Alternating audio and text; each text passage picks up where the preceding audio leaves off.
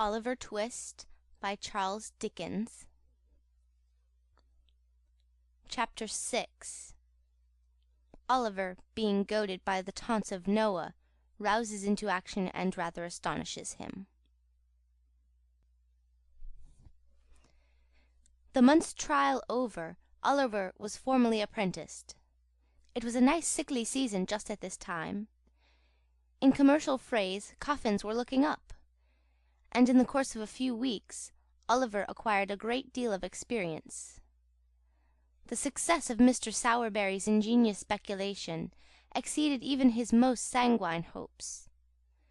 The oldest inhabitants recollected no period at which measles had been so prevalent, or so fatal to infant existence.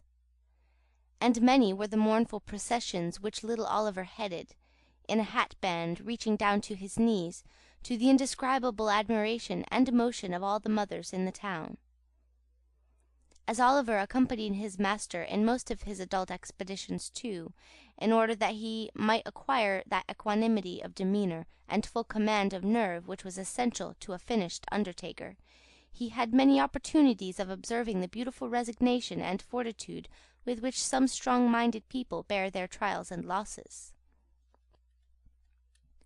For instance, when Sowerberry had an order for the burial of some rich old lady or gentleman, who was surrounded by a great number of nephews and nieces, who had been perfectly inconsolable during the previous illness, and whose grief had been wholly irrepressible even on the most public occasions, they would be as happy among themselves as need be, quite cheerful and contented, conversing together with as much freedom and gaiety as if nothing whatever had happened to disturb them.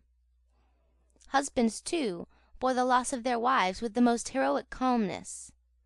Wives, again, put on weeds for their husbands, as if, so far from grieving in the garb of sorrow, they had made up their minds to render it as becoming and attractive as possible. It was observable, too, that ladies and gentlemen who were in passions of anguish during the ceremony of interment recovered almost as soon as they reached home, and became quite composed before the tea-drinking was over. All this was very pleasant and improving to see, and Oliver beheld it with great admiration.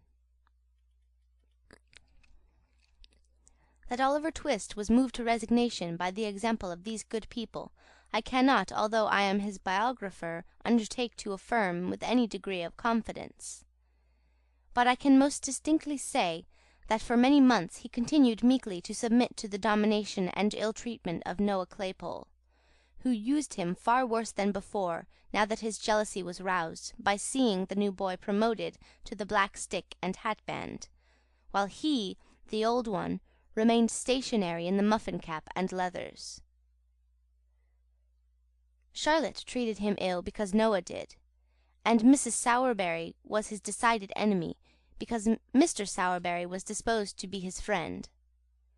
So between these three on one side, and a glut of funerals on the other, Oliver was not altogether as comfortable as the hungry pig was when he was shut up by mistake in the grain department of a brewery. And now I come to a very important passage in Oliver's history, for I have to record an act, slight and unimportant perhaps in appearance, but which indirectly produced a material change in all his future prospects and proceedings. One day Oliver and Noah had descended into the kitchen at usual dinner hour, to banquet upon a small joint of mutton, 1 1/2 pound of the worst end of the neck, when Charlotte being called out of the way, there ensued a brief interval of time, which Noah Claypole, being hungry and vicious, considered he could not possibly devote to a worthier purpose than aggravating and tantalizing young Oliver Twist. Intent upon this innocent amusement, Noah put his feet on the tablecloth, and pulled Oliver's hair, and twitched his ears, and expressed his opinion that he was a sneak, and furthermore announced his intention of coming to see him hanged whenever that desirable event should take place, and entered upon various topics of petty annoyance like a malicious and ill-conditioned charity-boy as he was. But, making Oliver cry, Noah attempted to be more facetious still, and in his attempt did what many sometimes do to this day when they want to be funny. He got rather personal. "Workus," said Noah, "how's your mother?" "She's dead," replied Oliver. "Don't you say anything about her to me." Oliver's colour rose as he said this. He breathed quickly, and there was a curious working of the mouth and nostrils which Mr. Claypole thought must be the immediate precursor of a violent fit of crying. Under this impression he returned to the charge. "What did she die of, Workus?" said Noah. "Of a broken heart, some of our old nurses told me," replied Oliver, more as if he were talking to himself than answering Noah. "I think I know what it must be of to die of that." "Told the roll, lol, lol, right full Larry, Workus," said Noah, as a tear rolled down Oliver's cheek. "What set you a-snivelling now?" "Not you," replied Oliver sharply. "There, that's enough. Don't say anything more to me about her. You'd better not." "Better not!" exclaimed Noah. "Well, better not. Workus, don't be impudent. Your mother, too. She was a nice un, she was. Oh, Lor!" And here Noah nodded his head expressively, and curled up as much of his small red nose as muscular action could collect together for the occasion. "You know, Workus," continued Noah, emboldened by Oliver's silence and speaking in a jeering tone of affected pity, of all tones the most annoying, "you know, Workus, it can't be helped now, and of course you couldn't help it then, and I'm very sorry for it, and I'm sure we all are, and pity yer very much. But yer must know, Workus, your mother was a regular right down bad un." "What did you say?" inquired Oliver, looking up very quickly. "A regular right down bad un, Workus," replied Noah coolly. "And it's a great deal better, Workus, that she died when she did, or else she'd have been hard labouring in Bridewell, or transporting, or hung, which is more likely than either, isn't it?" Crimson with fury, Oliver started up, overthrew the chair and table, seized Noah by the throat, shook him in the violence of his rage till his teeth chattered in his head, and collecting his whole force into one heavy blow, felled him to the ground. A minute ago the boy had looked quite the child, mild, dejected creature that harsh treatment had made him. But his spirit was roused at last. The cruel insult to his dead mother had set his blood on fire.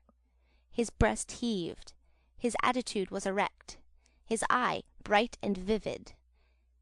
His whole person changed as he stood glaring over the cowardly tormentor, who now lay crouching at his feet, and defied him with an energy he had never known before. "He'll murder me," blubbered Noah. "Charlotte! Missus! Here's the new boy a-murdering of me! Help! Help! Oliver's gone mad! Charlotte!" Noah's shouts were responded to by a loud scream from Charlotte and a louder from Mrs. Sowerberry, the former of whom rushed into the kitchen by a side door, while the latter paused on the staircase till she was quite certain that it was consistent with the preservation of human life to come further down. "Oh, you little wretch!" screamed Charlotte, seizing Oliver with her utmost force, which was about equal to that of a moderately strong man in particularly good training. "Oh, you little ungrateful, murderous, horrid villain!" And between every syllable Charlotte gave Oliver a blow with all her might, accompanying it with a scream for the benefit of society. Charlotte's fist was by no means a light one, but lest it should not be ineffectual in calming Oliver's wrath, Mrs. Sowerberry plunged into the kitchen and assisted to hold him with one hand, while she scratched his face with the other. In this favourable position of affairs, Noah rose from the ground and pummelled him behind. This was rather too violent exercise to last long. When they were all wearied out, and could tear and beat no longer, they dragged Oliver, struggling and shouting, but nothing daunted, into the dust cellar, and there locked him up. This being done, Mrs. Sowerberry sunk into a chair and burst into tears. "Bless her, she's going off," said Charlotte. "A glass of water. Noah, dear, make haste." "Oh, Charlotte," said Mrs. Sowerberry, speaking as well as she could through a deficiency of breath and a sufficiency of cold water which Noah had poured over her head and shoulders. "Oh, Charlotte, what a mercy we have not all been murdered in our beds!"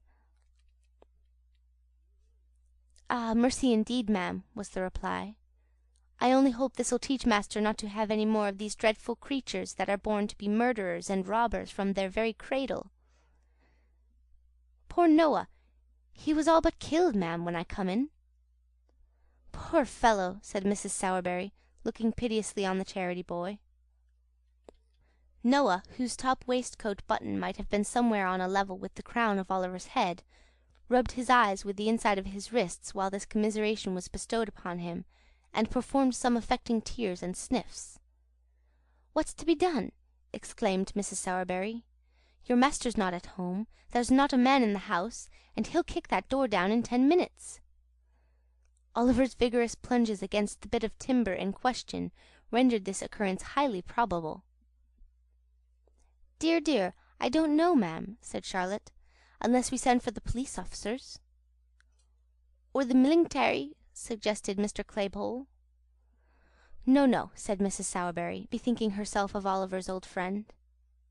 "Run to Mr. Brumble, Noah, and tell him to come here directly, and not to lose a minute. Never mind your cap, make haste. You can hold a knife to that black eye as you run along. It'll keep the swelling down." Noah stopped to make no reply, but started off at his fullest speed, and very much it astonished the people who were out walking to see a charity boy tearing through the streets pell-mell with no cap on his head and a clasp knife at his eye. End of chapter 6.